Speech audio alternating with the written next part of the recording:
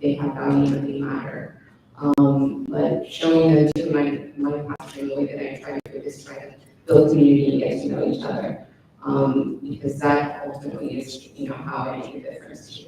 So growing up like Ashish, I just, once again, I try to do my best with the students that I have now, and I reflect back at when I was younger, and do the best that I can as a teacher.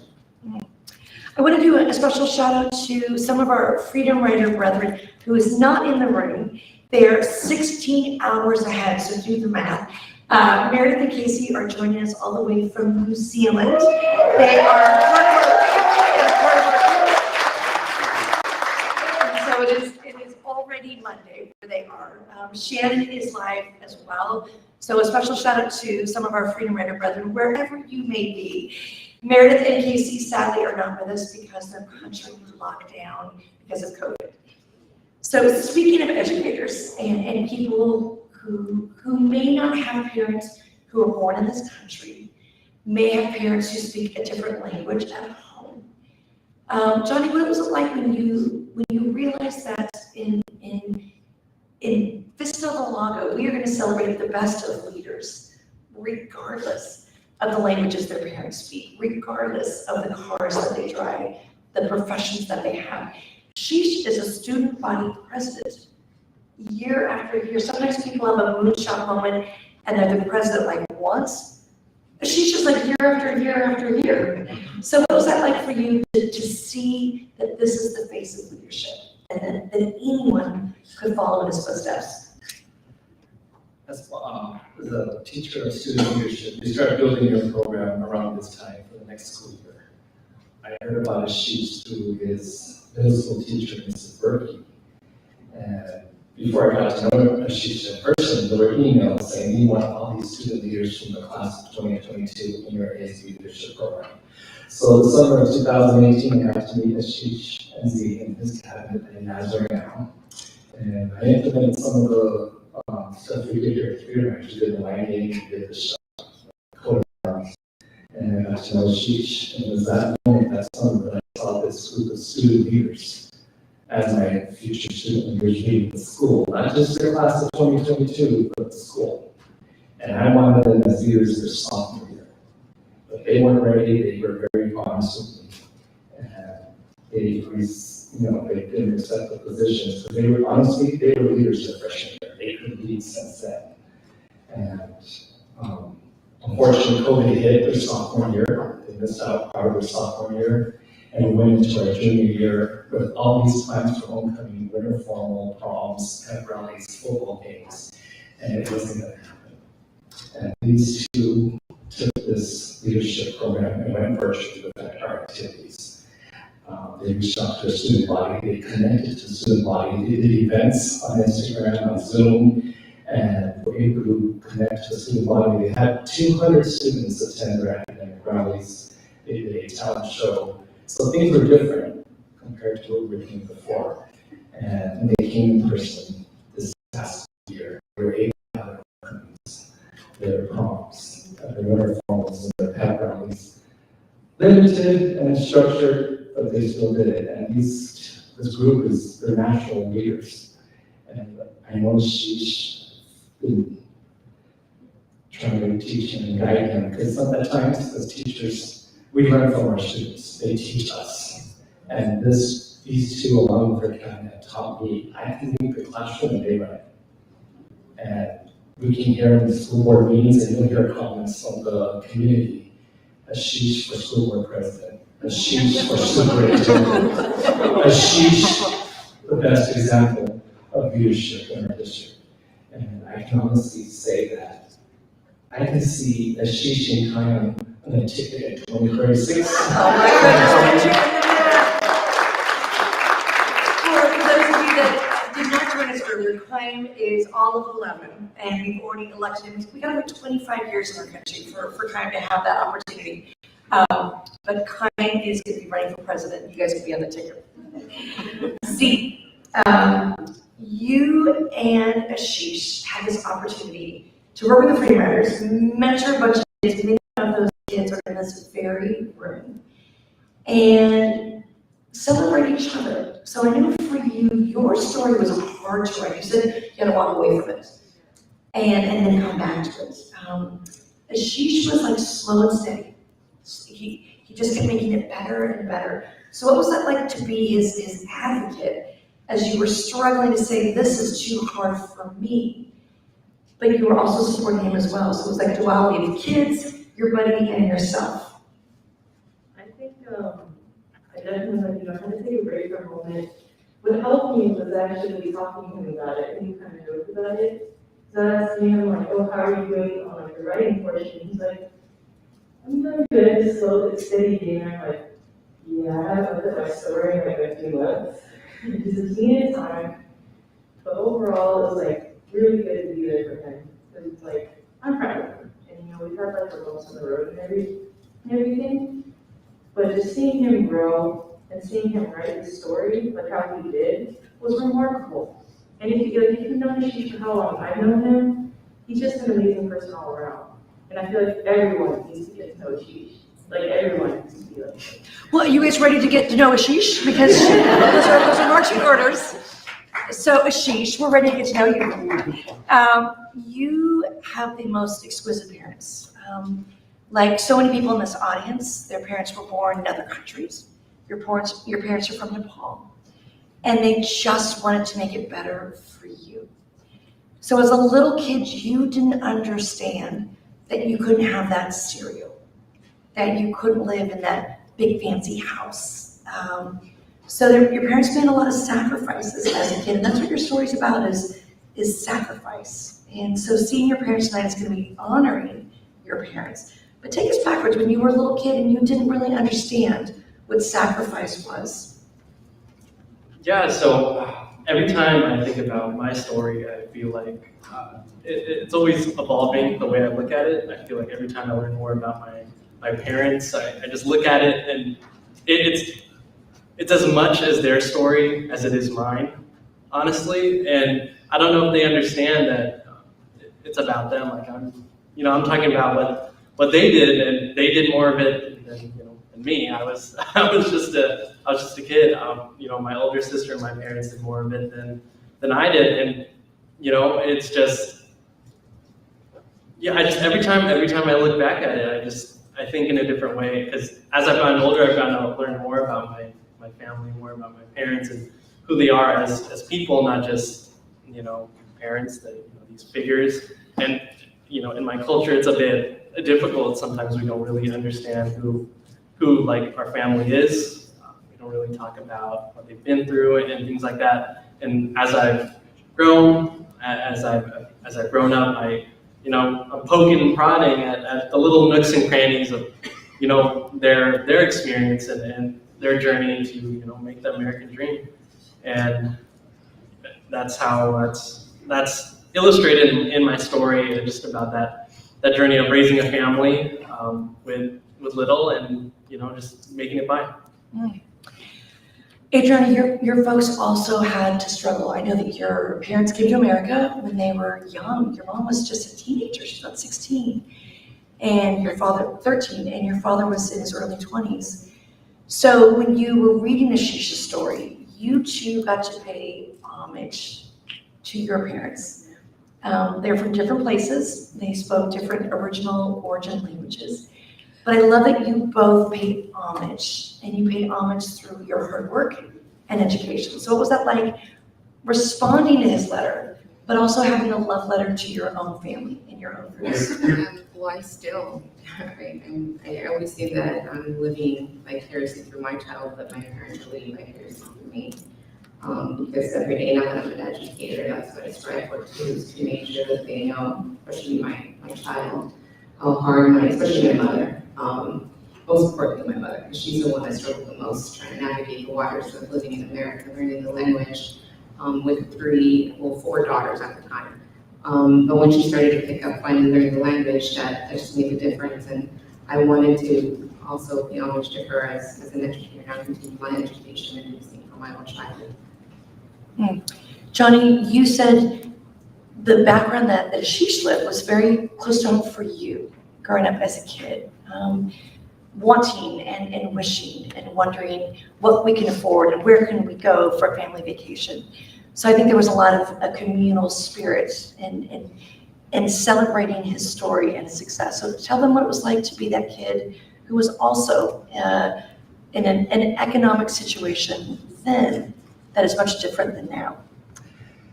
I think like what Adriana said earlier, you have that drive growing up in poverty. You see your parents struggle, and you come to understand that when you're riding on the grocery cart in the grocery store and your mom's pushing the cart and you're reaching out for that name brand cereal, you want to put it in the basket, but your mom puts it back for the lesser brand.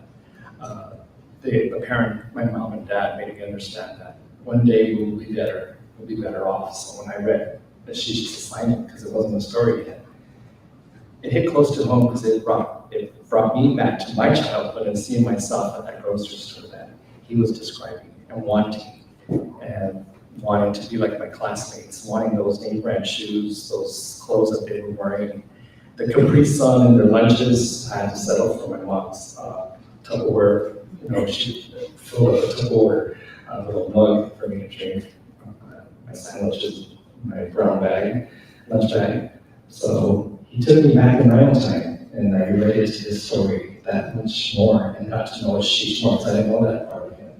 And we connected in that way even stronger. So I appreciate him talking about that and made me understand that my other students could be in the same situation, and we're here to guide them, and they hopefully get to read his story, and I get to tell them that I relate to Ashish. So with Lexi, our metaphor was a butterfly. With Ashish, it was a box of cereal. That's what really started this, is Ashish painted an image of being a boy in a supermarket and wanting the cool cereal. And it opened up so many other discussions about wanting that, asking for that, getting punished for that, because not understanding that. You're on the other side now, and you understand. So tonight, your parents are coming to celebrate you, but how can we celebrate all of those parents, yours included, that do the sacrifice, that buy the products that are a little less expensive to give you a little bit more? So how do we celebrate all of those parents? I think it's just being wary of what those sacrifices look like.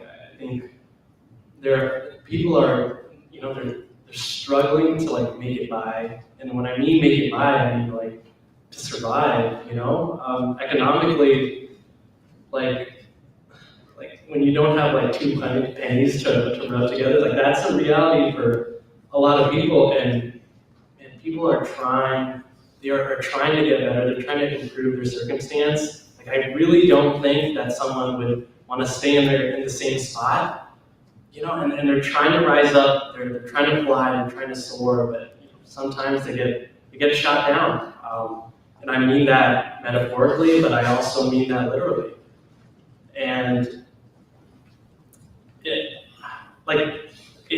that's what it is. I mean, it's happening, you can't really go around it, and a lot of it is, it's just how this country works, I mean, I just think about, when my parents came here, English is not just their second language, it's their third language, it's their fourth language.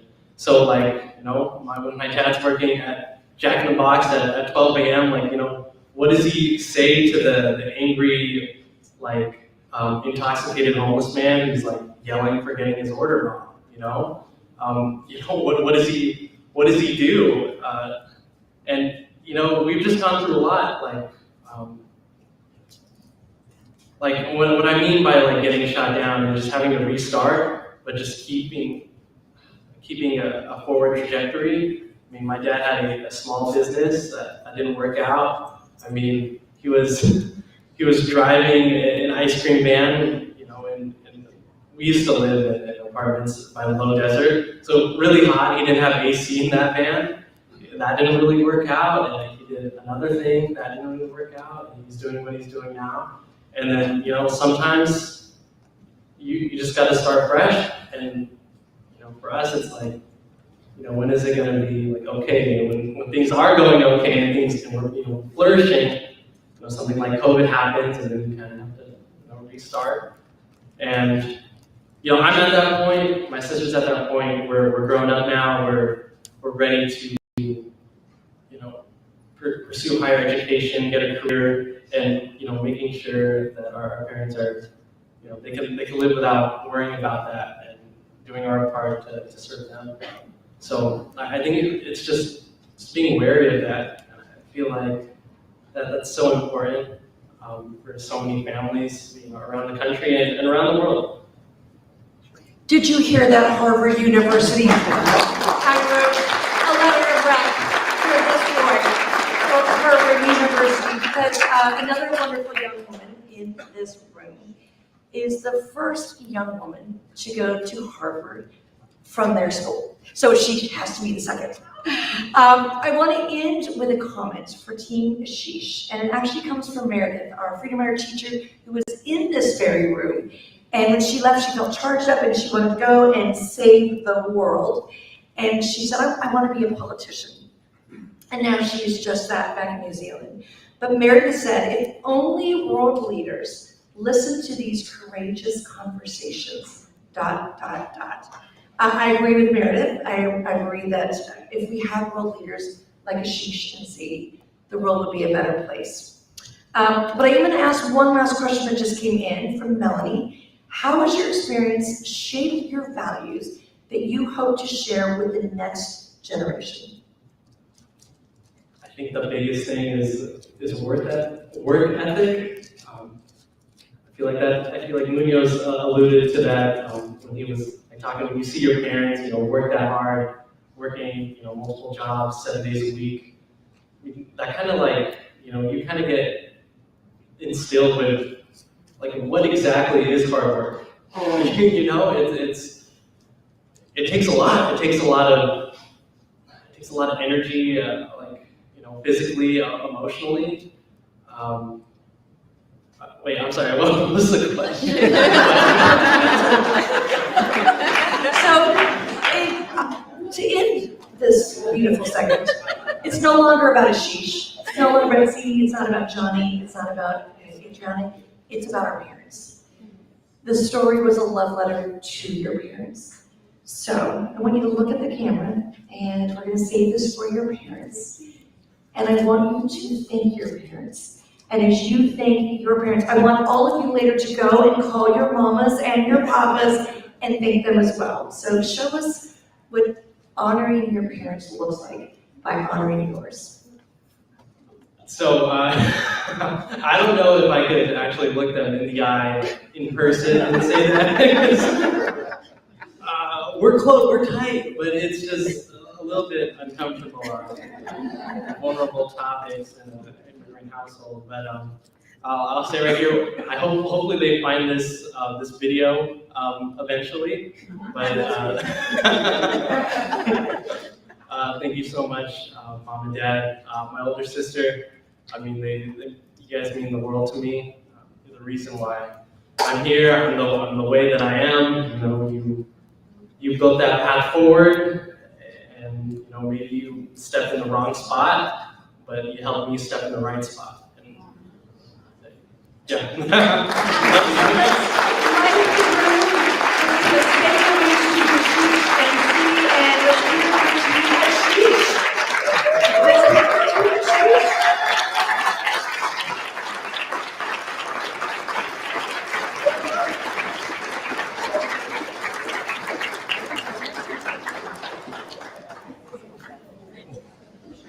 Good job, Ashish. Good job.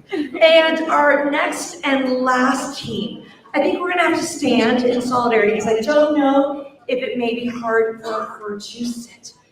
But we have a prom do-over. This next lovely lady did not get to attend a prom. So tonight we're having like prom 2.0. So for those of you that are here, we're gonna be dancing with a prom queen. She is lovely, she is the light. So I'm gonna ask all of you to stand so she can feel the vibration of the floor as she comes. Let's hear it for Team Jasmine.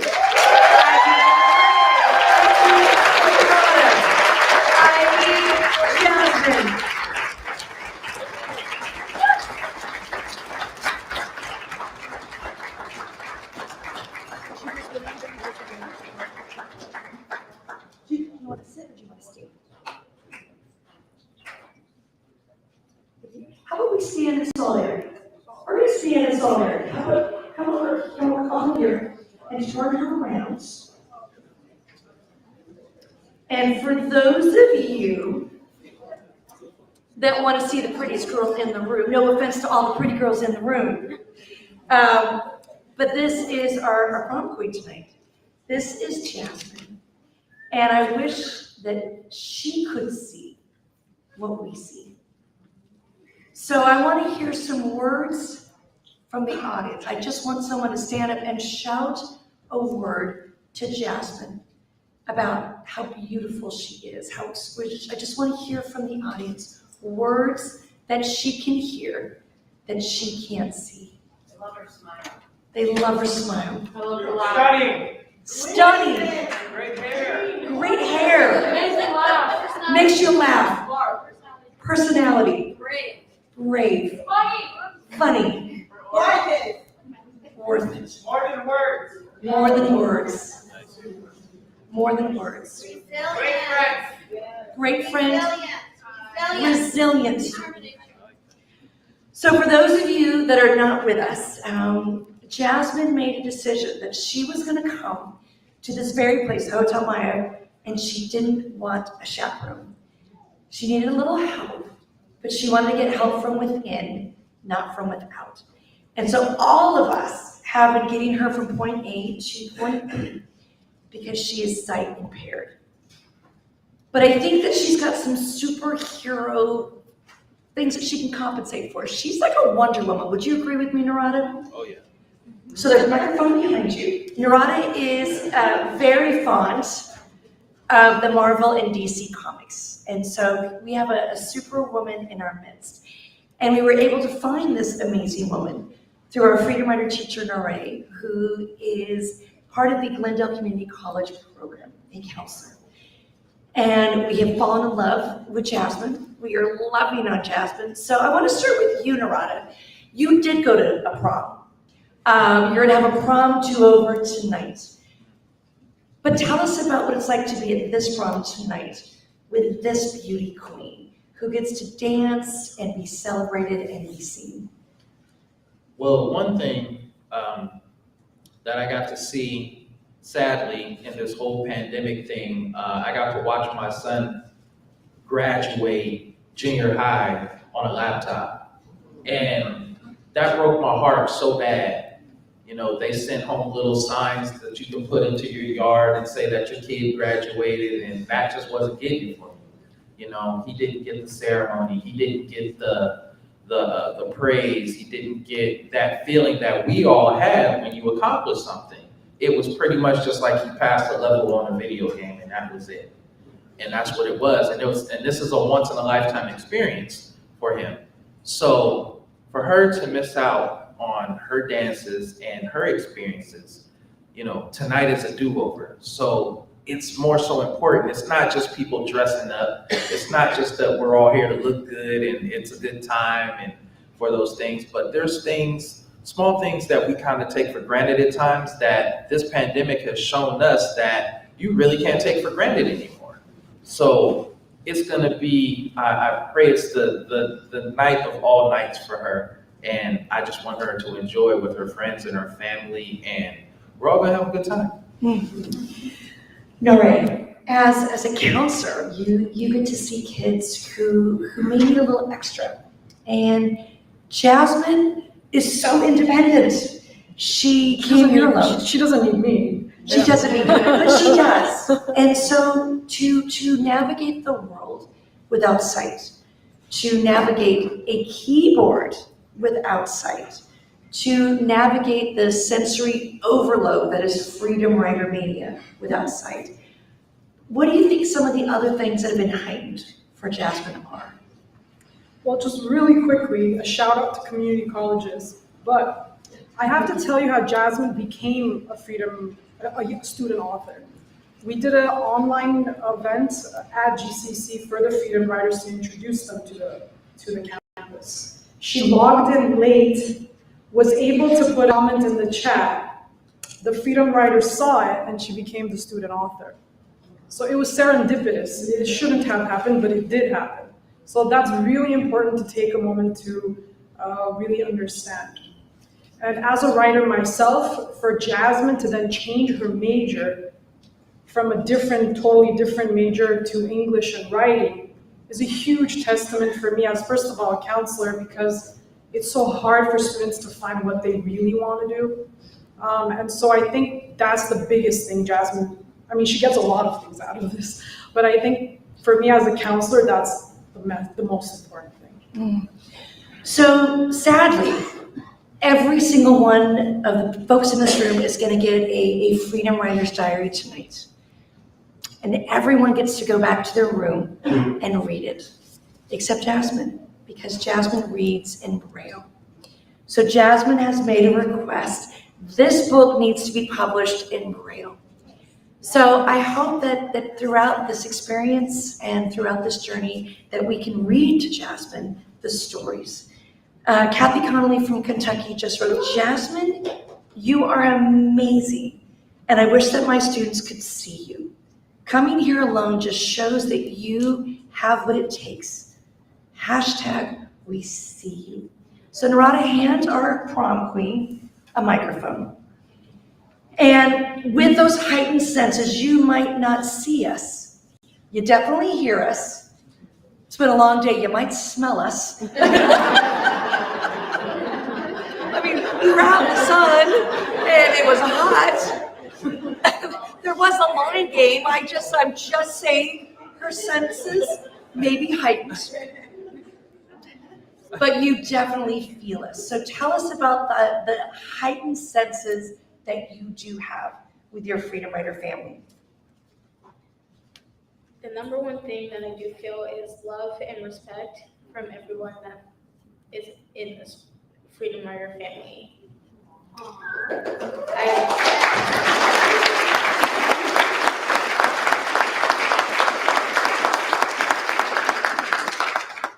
There's a lot of things, love, laughter, tears, stories, and that's mainly just how we connected with one another. Through stories, tears, laughter, love, pain, a bunch of things, and it just makes us stronger together. I mean, I'm probably being scolded by some Freedom Writer, but I was just given a tweet that said no filter. Maybe the smell comment was a little much. Just being a realist. This is profound, and this is about you, Jasmine. It says, Jasmine may be sight impaired, but she has vision. Yes.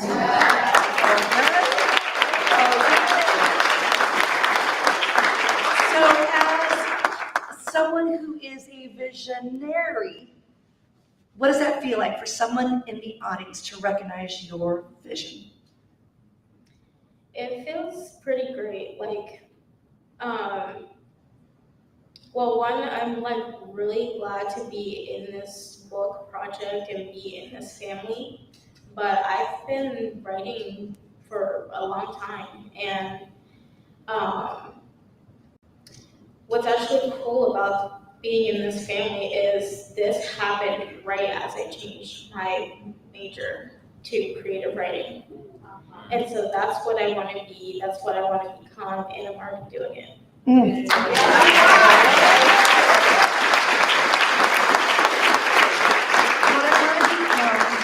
What I want to be.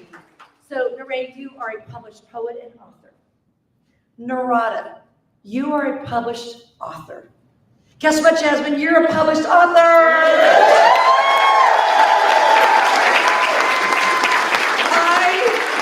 I need some lights.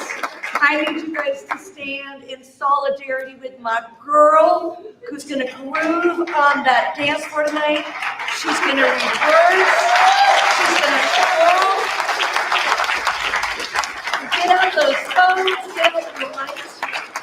And Jasmine, for anyone who is a visionary, for anyone out there, they take something that might be a deficit and it's your strength. So out in that world is somebody just like you who is taking something they thought they couldn't do and they're doing it. So tell them they can do it too. Don't let the world limit you because you have a disability. Always accommodate for yourself. and there will be people who are right beside you, behind you, with you, and will help you along the way.